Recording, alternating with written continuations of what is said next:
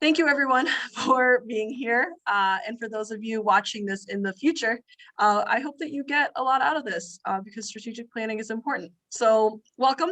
Thank you so much for joining us for this week's Small Biz Essential webinar. Today, we're talking about strategic planning and how important it is for you and your business. My name is Sierra Ladroma. I'm the project manager for the Iowa Center's Women's Business Center. The Iowa Center's Women's Business Center is funded in part through a cooperative agreement with the U.S. Small Business Administration. You will all receive an email after this event from our colleague, Ben Schultz, thanking you for attending today's session, information on how to connect to our speaker, as well as a form to complete. Please do us a big favor and take some time to fill this form out. This information allows us to continue providing free educational programming for small business owners in Iowa. Now go ahead and please take some time to locate the chat function on your Zoom screens to join the conversation by asking questions or adding comments. Today's featured guest is Megan Milligan, the Iowa Center President and CEO. Megan's primary purpose at the Iowa Center is to protect and promote the mission, vision, and direction of the organization. Megan serves with the board of directors to ensure strategic growth and with the staff to keep our promises to our clients. As a public voice of the organization, Megan loves talking to groups about entrepreneurship and economic development. Megan, thank you so much for your time today. Take it away. All right. Well, thanks, Sierra. And you know, the fun thing about doing this for me is the Iowa Center is just wrapping up our 3-year strategic plan. So I think as we talk about opportunities to create yours, I will use us as an example. So as Sierra said, I have the honor of serving as the president and CEO here. And my job is to make sure that we do keep our promises. And to me, that's the most important part. We have a mission that we serve. We collect money to do it. We employ people to empower it. And I want to make sure that when people come through our door and trust us to grow and start your own small businesses, that we are keeping our word and doing the best that we can. Before coming to the Iowa Center in 2014, I've worked for several other for-profit and nonprofit organizations, as well as had my own company. I did strategic planning professionally for other businesses. So I've created a gazillion strategic plans, and I am biased, but I think the best one is just a couple pages long that gets to the heart of what you actually want to accomplish and what makes your time worthwhile so that the sacrifices you make as a small business owner actually pay off and that you like your job. I also have been a restaurant owner myself with my brother. I don't recommend it, but if you decide to go into the business of restaurant ownership with family, definitely reach out and we can chat about that too. So strategic planning, and basically what it is figuring out what it is that you want your company to be and how it is that you want to spend your time creating it, so that you feel the satisfaction of creating something that fits within your intention, and almost, or even more importantly, that you're actually liking your day-to-day life. Because the honor and privilege that comes with starting a small business is that you could work anywhere, but you're choosing to work for yourself. So you better, at least on the grand scale, like it enough. So a little bit quickly about the Iowa Center strategic plan that I said we were wrapping up. So 3 years ago, we identified 5 strategic priorities. We've been around since 1987. I'll get into the number of strategic priorities here later. But we were able to create 5 strategic priorities because we were pretty advanced along in our mission as an established organization. And so we identified the need to find a new location, which we did. And finally, we're back here. You can see Sierra's beautiful backdrop, and I'm in our back office workspace. So we moved in last February and moved out in March, and now we're back again. And then we wanted to diversify and expand our classes and coaching, make sure that we're offering more. We had to say no to a lot of people because we didn't have those classes yet. And now we're able to say yes a lot more often. We want to increase and diversify our revenue. You know, about 60% of our funding right now comes from the state and federal government. And we want to start changing that because we want to make sure that we're independent. And as our funding sources change, that we can continue to do what it is that our team and our board wants to do. We are growing and expanding our microloan fund. We're in the process of applying to be a CDFI, which is a microloan that's regulated under the Department of Treasury. And so we were able to expand our staff to move in that direction so that we're able to provide more loans to more clients across the state. And then expand our statewide and e-learning. And ironically, we created this goal about 2 years before COVID hit. And so we had positioned ourselves well to be able to pivot last year when everything went virtual and everyone went virtual. So we had made that a priority beforehand because we know small business owners can't always attend a noon session. That's why today is recorded.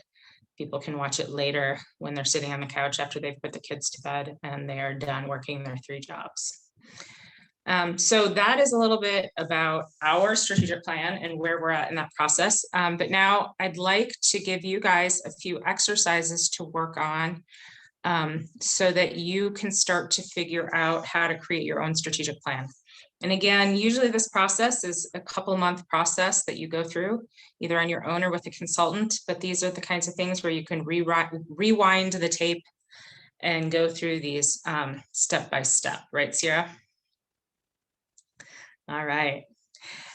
So the first 3 questions that anybody should always ask themselves when they're getting ready to create a strategic plan is who are you? Who are you as a person and as a professional, and who is your business? So, you know, for example, when the Iowa Center went through this process, we at first were doing anything and everything around poverty eradication. And when we went through this process back in first strategic planning process back in 2014, we determined that we really wanted to focus on small business. So who we were was an organization that served small business owners and small business aspirants. So you didn't have to be a small business owner yet, but you had to at least want to be.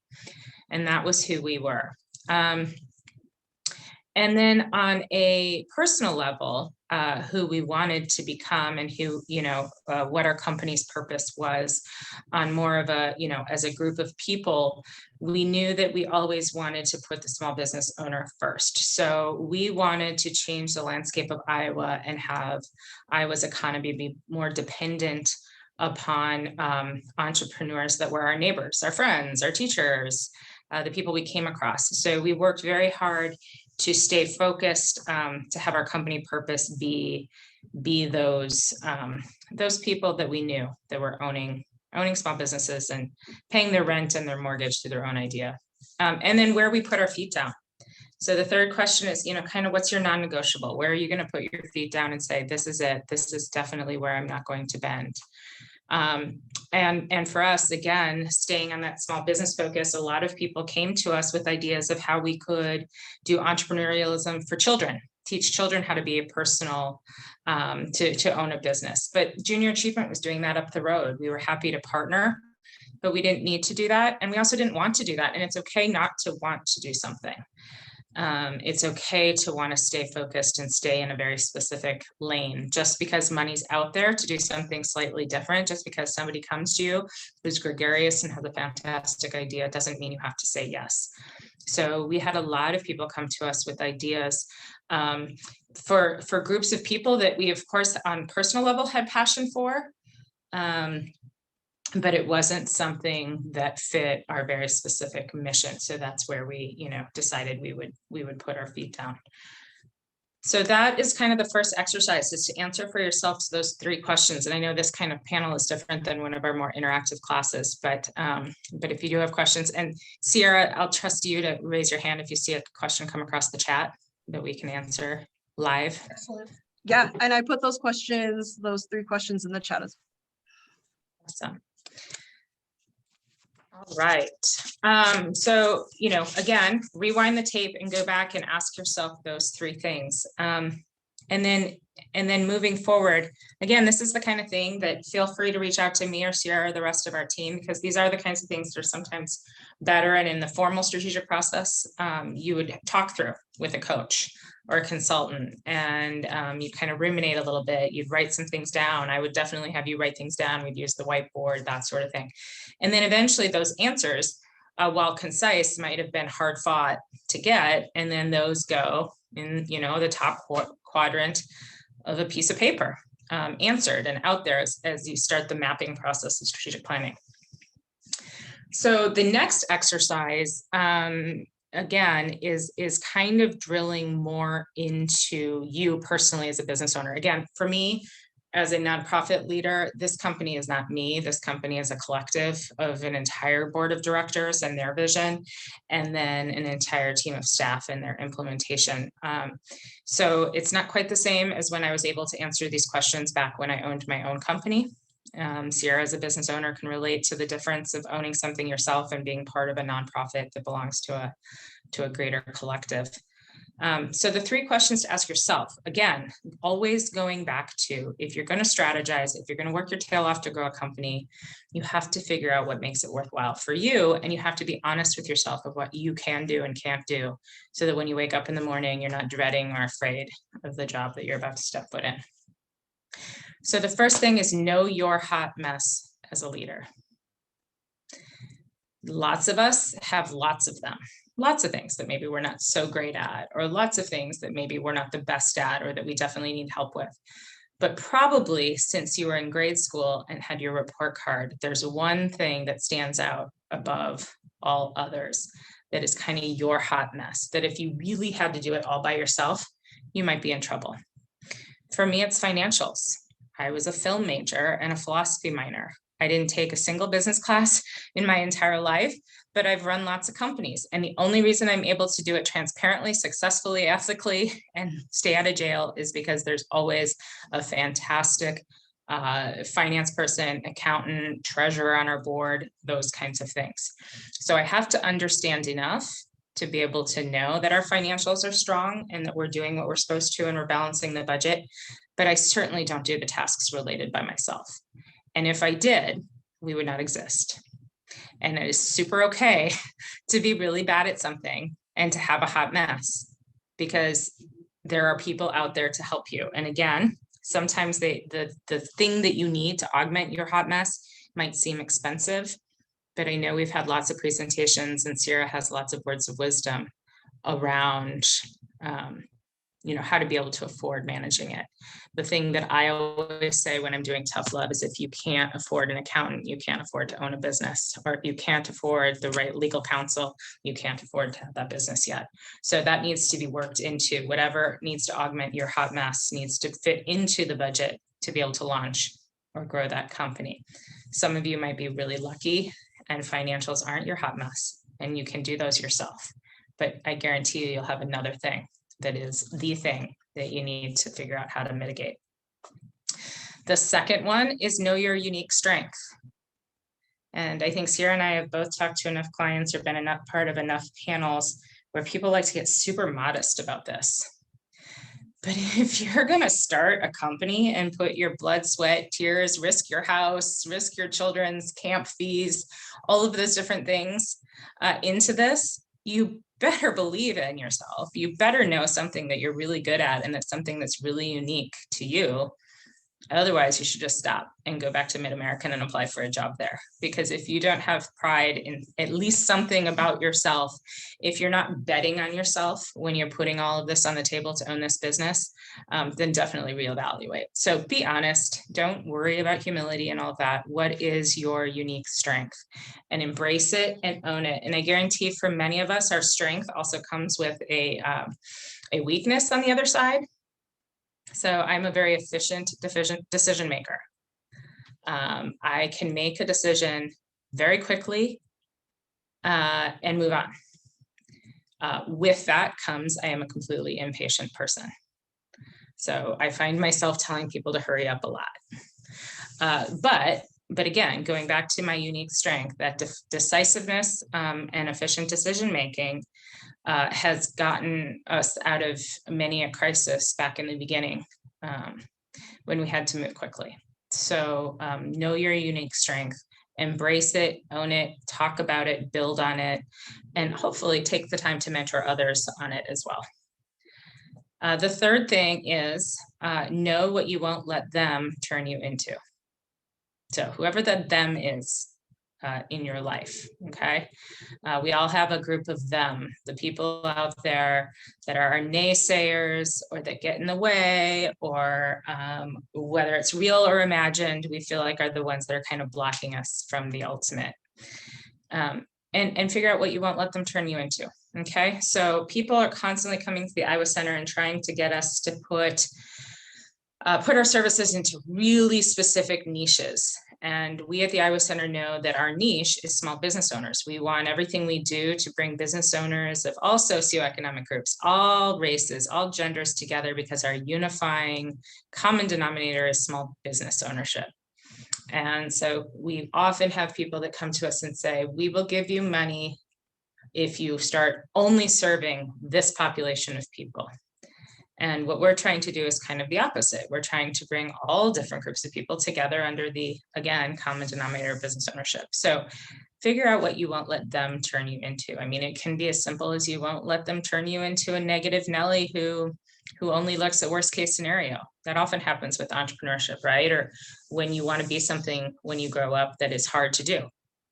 My son wants to be a sports journalist. I can't tell you how many people tell him, well, there's only 5 sports journalists that come out of the country every year. Why would you think you're one of them? And his response is, well, there's 5, so I'll be one of them. It's not, there's not 0, there's 5. So why wouldn't one of those be me? So look at that with yourself. What is that thing that people sometimes try to make you, that you are going to put your foot down and refuse to be? All right. Anything pop up along those lines, Sierra, before I go on to the next exercise? Someone shared that their unique strength is adaptability. Wow. That was a handy one this past year. That's Really? awesome. Yep. Thank you. Thank you for sharing that. And also thank you for having the guts to own it and say it. Because again, there's an overabundance of value placed on humility, and you can't be a small business owner and shy away from what you're good at. All right, so again, those 3 answers end up becoming another quadrant on this piece of paper that becomes the map for your strategic plan, okay? So again, if you were working with a coach or a consultant, you'd work through this, probably a couple different coffee meetings, a few different conversations, things thrown up on the wall. And all of these start to help form the map for your strategic plan. So the next exercise, and you'll also start to see a pattern. All of these things are groups of 3, okay? And as I mentioned in the beginning, for the Iowa Center's most recent strategic plan, we were able to have 5 strategic priorities. The first time we did it back in 2014, we only had 3. And that's because when you're growing, you have to make sure they're manageable. And everything you do is something you can memorize. And you don't have to find that strategic plan that is on an old shelf in your basement. You can carry it with you in your head all the time. And lots of studies by people with a different kind of intelligence than me have studied the grouping of 3s and the grouping of 5s. All right, so this third exercise is going back to, if you're taking the time to do this, you're taking the money and the risk to create or grow this business. You need to go back to yourself and what it makes it worthwhile. Now, a lot of people own businesses and eventually demote themselves and don't serve as the president or CEO. They remain founder and chief marketing officer because that's what they like the best, or founder and chief technology officer because they still want to stay in the business of creating the parts and the wheels and the cogs and all of that, and they don't want to be the CEO. So keep all of that in mind. If you start something, if you grow it in the right way and find the right leader that you can trust, you don't have to stay in the top org chart position. So think about these questions along those lines and the freedom to really create whatever you want. So the first question is, what do you want to be when you grow up? It's that simple. If you're going to create this business, go back to the root and ask yourself why you created it.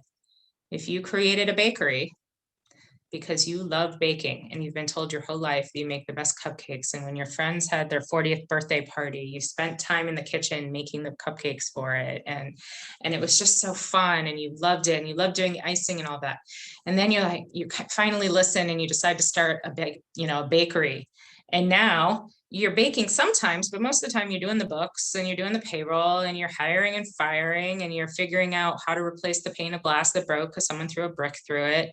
And you're doing all that other stuff. And now you're not a baker anymore. You're a business owner and you're a marketer and you're a emergency window fixer and all of that stuff. So sometimes, most of the time, you have to do all of that in the beginning. But what a strategic plan is to figure out what you want to be next. So go back to the root question of what do you want to be when you grow up? And if you want to be a baker, then you have to start creating a strategic plan that gets you back to the baking. So you can be founder and chief baker. If you like being a business owner and a manager and the boss and all those things that go with it, what you want to be when you grow up is a boss. And the bakery is just sort of the conduit to which you're going to get to do it, right? I mean, I don't know how many of you played boss in the basement when you were a kid. And you were doing all the business side of it, not necessarily the creative side. So again, what do you want to be when you grow up? Then part two, which comes right out of that and drills down into it, is what do you want your job description to be? And I have worked with a lot of founders who think that this part of the exercise is so silly because they're like, well, it doesn't matter what I want it to be. This is what I have to do. Again, a strategic plan isn't what you're doing now, it's what you want to become. So if you're going to spend the time and often the money on creating a strategic plan, it might as well be what you actually want to be. And then the theory of abundance, you start making decisions and working in that direction.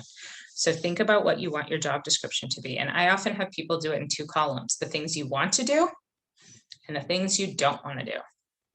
And then you start building your company around getting rid of that second list and protecting and making sure you get to keep that first list.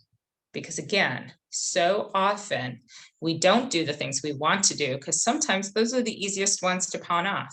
Okay, once the recipe for the cupcakes has been created, then I can have Barb make the cupcakes. But Barb's probably not tweaking the recipe or making the recipe better or doing the rosettes in a different shape because she's just doing what you told her to do. But you like getting back in the kitchen and experimenting with different rosettes and experimenting with the ganache being just a little bit different or a little bit more bitter or a little bit more sweet. So again, the list of what you want to do and the list of what you don't want to do. And then you start shaping your company to keep the first list and get rid of the second list. Okay, the third question is how much money do you need to support the life you want to get out of all this work? Okay, so oftentimes what we've all learned as small business owners is it's not the quickest path to riches, but we also know that we have a certain lifestyle that we all want to have, however small or big or huge or daydreamy or realistic and manageable that it is. We all have the amount of rent or mortgage we're paying. We all have the desire to, whether it's going camping at ledges or, you know, fishing in Montana or that beach vacation in Florida. We have all of those things on the list of what we aspire for. And if the main way you're paying for it is through your small business, then you do have to start doing the math of considering what is the revenue that you have to bring into this business to be able to pay yourself what makes all of your sacrifice and all of your hard work worthwhile. Because again, it's a lot easier to prepare yourself professionally to get a job out there in the community that pays the salary range that you need to live the life you want. Now that you're creating something from scratch, you also have to create a company that can bring in the revenue that can support the life you want so that you're in the salary range that you want to be to make it worthwhile. Okay. So now that you have this future drawn up, this would be then the third kind of quadrant in that strategic plan one pager, the answers to these questions. And again, these would be lots of conversations, a lot of processing, and a lot of discernment. But it goes down to, quite simply, we all know what we like to do and we all know what we don't like to do. We all know basically how much money we need. This isn't your daydream pie in the sky. I want to be a millionaire so I can start a foundation to save homeless pets. This is how much you need to live your life. This is what you want to be when you grow up so you can go to that high school reunion and be excited to say what you do for a job. All of those stereotypical life situations. So now that you have those three quadrants on this map, you're going to ask yourself the simple question, is this a simple one-step process? You work your tail off and you're going to get to this end result because you're going to stay a 1 or 2 person shop and you're just going to work your tail off and you're going to get to this final product, or is it going to be phases? Take a second to see anything pop up. Anybody share anything or ask any questions? Yes, so I I personally have questions. Okay. So one of them is, how do you decide between trying to get better at your weakness or just outsource it? So your true hot mess, like I said, is probably something you've had since you were a little kid. You are probably not in any strongly measurable way going to improve on it. And again, that's okay. You're not an incredible human being if you don't have some really incredible weaknesses. So going back to my personal one of accounting and finance, I ask the accounting person tons of questions. Every time we do the annual budget, I Google terms and words and phrases I'm supposed to know, but I know I'm not going to make that Excel spreadsheet go. And I'm never going to take a class anymore on how to do it. It hurts. I can't function. I start to second guess my intelligence overall because I cannot process it. So I've gone to what's the basics that I need to understand to be a contributing member of the conversation when we do the budget every year. And that's as far as I'm going to make myself go. And then I outsource it.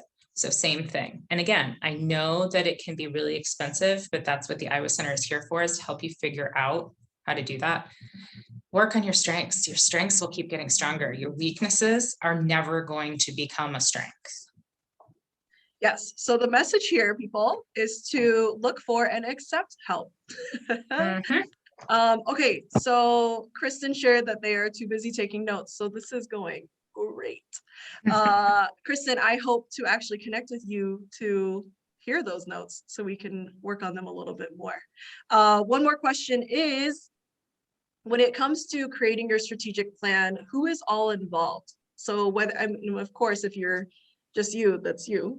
But what about if you have a small team or even a large team?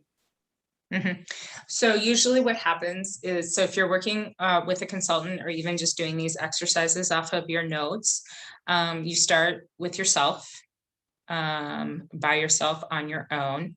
Then usually there's 2 to 3 formal sit-down meetings with your team. Again, if you're the sole proprietor, those meetings are less significant unless it's your intention to take that team and build them up into a management position. I'll take Salon Spa W as an example. When China started it, she was on her own. She was the manager. She was the hairstylist. She knew she wanted to grow it.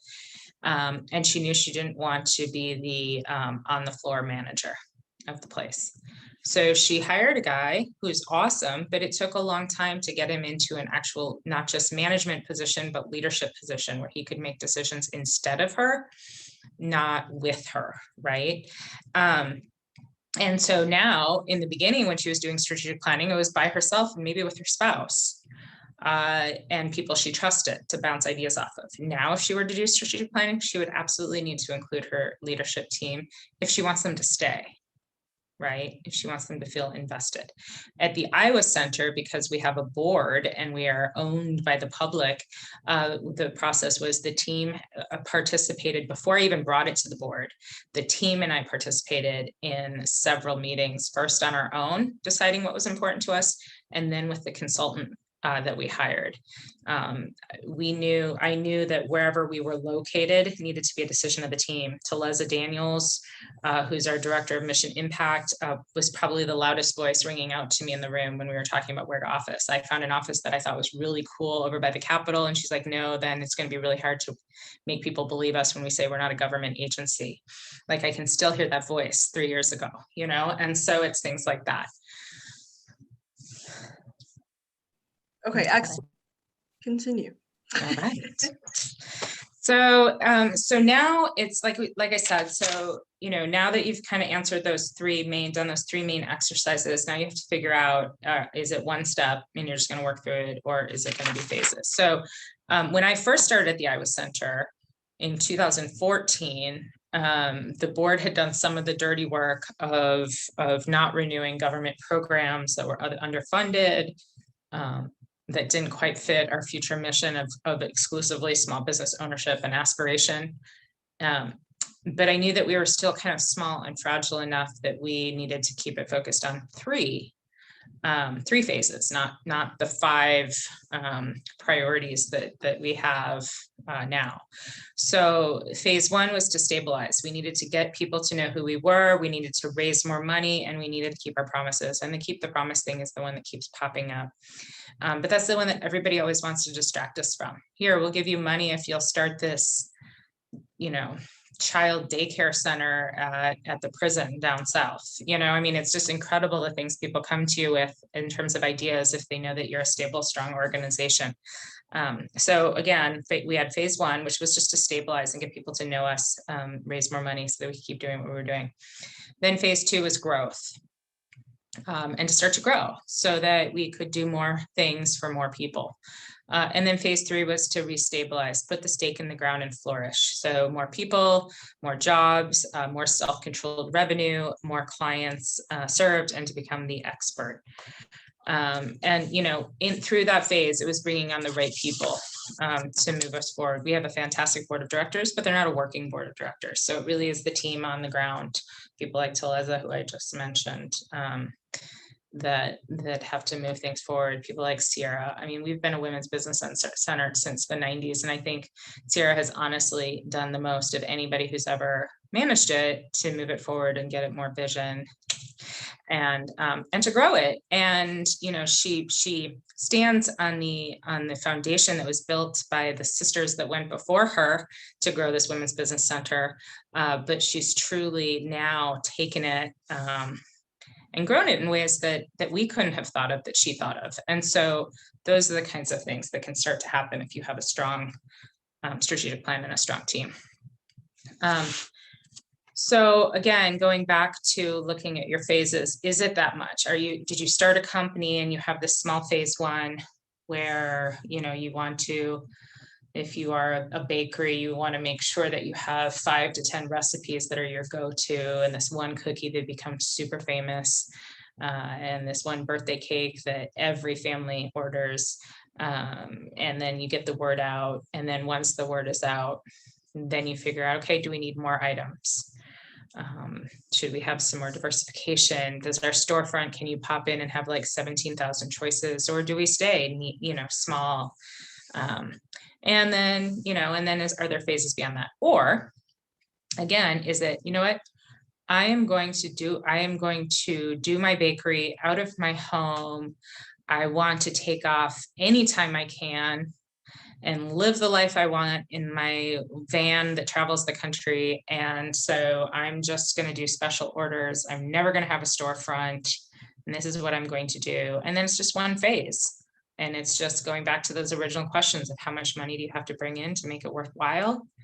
And how do you have to, what do you have to do to make it, what you want to be when you grow up? And so once you get to that phase, then you put that in your last quadrant of, again, are there multiple phases that you see, or just one phase? And that goes in the bottom right quadrant. And now you have your entire map. And once your map is done, then you go back to those questions and you say, okay, strategic plan should never really be beyond 3 years. You'll have your end game, you'll have your 5 years, your 10 years. You'll ask yourself questions like, do I want to eventually sell this company, or when I'm done, do I get to just walk away from it all? So you have your long-term vision, but the strategic plan is 3 years max. You can make a 2 year. 1 year, too quick. Nothing gets done in 1 year, because as you've all seen this past year, there's all sorts of bumps and redirections and things like that. So 2 to 3 year strategic plan. And then once you've decided what it is that you want to look like, feel like, act like 3 years from now, then you make your 3 strategic priorities that become your tasks. And you narrow it down to, these are the 3 things I'm going to work on. I'm going to work on increasing my revenue by X amount. I'm going to work on becoming a storefront. I'm going to work on, I want to be an employer. That's important to me. So I'm going to work on growing my company to deserve and require and depend on 3 additional employees above myself, or whatever those final 3, again, if you've been around for a while, 3 to 5 strategic priorities are. And then you memorize them And then every step you make, every decision you make goes back to those three strategic priorities. All right, Megan, we got a question, and it Mhm. is, how many people starting out feel like they are somehow undeserving of applying for loans or overwhelmed by the thought of, if my products will not be good enough, asking for a friend? Well, I think those are kind of two separate questions, but they both go to the self-worth that we addressed at the beginning. I have to believe that if you're taking the risk to do something, you must think your product is at least a little bit good enough, or your service is at least a little bit good enough. There's a difference between the story we tell ourselves in our head that we hope to be true, and then when we say out loud to our friends and the desire to appear Iowa nice. I didn't grow up in Iowa. I don't have that Iowa nice thing. But yes, Kristen, what is this who asked the question? I'd love to know. That it popped up. I'm also so curious. So, I know. Kristen, help us out. Yeah, what's your product or service? Okay, while Well, we wait for yeah. a pending answer, all right, so you said 3-year strategic plan. How Mhm. often should people go back and review it or look for changes as team grows, or, how often? Well, I think every company should at least have their monthly kind of board of directors meeting. The board of directors might be you and your dog in your bathroom. But you should at least revisit it once a month. But again, your 3 strategic priorities. So all these exercises and work, like I said, those usually take a couple months. Those just become ingrained in your body. And you don't necessarily have to revisit them actively. They're what got you to your 3 strategic priorities. Your 3 strategic priorities you should have memorized. And like I said, so I'm a practitioner of theory of abundance. If I believe something will be true and become true, and I say that out loud, then subconsciously all of the decisions I make start moving me towards that decision or towards that outcome, right? If you say something can't happen, you'll be right. If you say something can't happen, you'll be right. So again, memorize those priorities and make decisions always. So when you ask yourself, okay, am I going to add this product? I am a house cleaner for homes only because I really like that. It fits my schedule. I think the people are nice, but I keep getting asked to clean my clients' offices as well. Do you want to go into office space cleaning? That's a whole different beast. Or the opposite. Our office cleaner here at the Iowa Center was a client. She started off doing houses and businesses, and she quickly learned she liked doing businesses. She could do it on a Saturday when her kids were at her ex-husband's, things like that. And she was able to move that. So things will always evolve, but you start making decisions around those 3 strategic priorities. Revisit it each month and ask yourself then formally, are these priorities still true? Excellent. So Kristen did share. And so Kristen says, I want to coordinate quilting kits and pre-cuts for quilters. I know it's sort of a saturated market, but my ideas are fluid and some parts of my idea change. Well, that's awesome. And first of all, we did a loan several years ago for a quilting machine, and I can't believe how expensive those are, but that's just a side So note. expensive. Yes. Mhm. So, going specifically to you, Kristen, I mean, I don't know how to empower you to improve your self-esteem or self-worth, but I can tell you on the loan side of things, it's very black and white. If you have an idea and this idea can support yourself, at least in the minimal way that you need it to, and you work on your financials, your credit score, all of those other things, which again, we help you with here at the Iowa Center, and you apply for a loan, you're either going to get it or you're not. And if you don't get it, it's because you still have to do something with your credit score, or you still have to do something with your cash flow or something like that. Bankers and loan officers, well, I mean, of course, at the Iowa Center, we're also coaches and friends and business partners and all those other things. It's not, It's the difference between trying out for the NFL, right? If you try out for the NFL, you're either qualified and the coach is gonna be like, yeah, I want you and I'm gonna put you on your team. Versus in the backyard of middle school kickball when they're picking the teams. When they're picking the teams, they're like, I want Tiara because she's my best friend. And I want Tina because I really want to go to her sleepover next week. And then what often happened to me, you're the last person standing who hasn't been picked on a team yet. And so you just end up on the team, you know, that it's their turn to pick. Okay, getting a loan is not like that. It doesn't matter what your self-esteem is. It doesn't matter if your idea is absolutely fantastic to the loan officer or not. It's the NFL. You either qualified or you're not, and at the Iowa Center we can help you be qualified.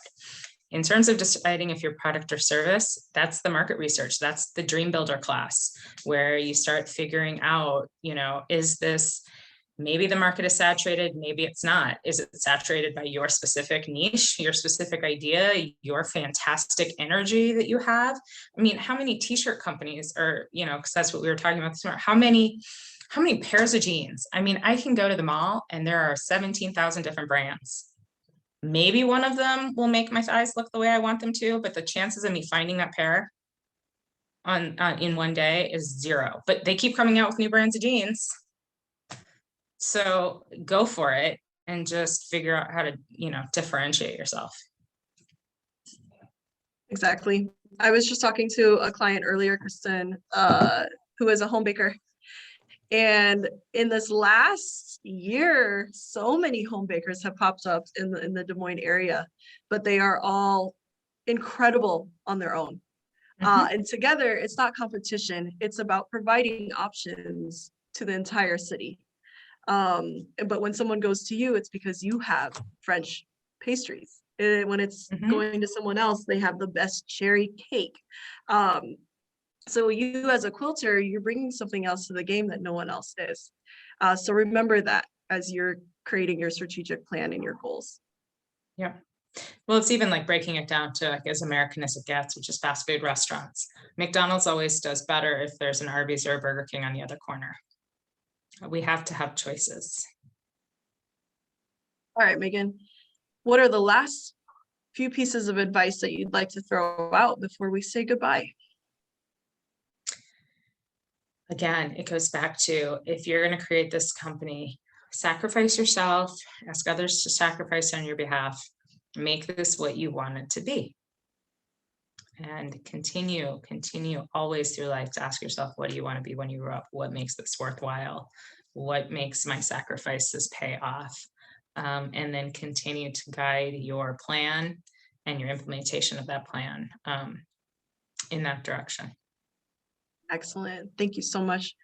All right, everyone. Thank you for joining in. If you're watching this live today, or if you're watching this in the future, either way, reach out to us. We want to connect with you. We want to help your business grow, and we'd love to meet you. So we will talk soon. Please check out the Iowa Center website because we have a lot of programs and events just like this that you can sign up for free. And why not, right? Accept your help. We will talk soon. Bye-bye.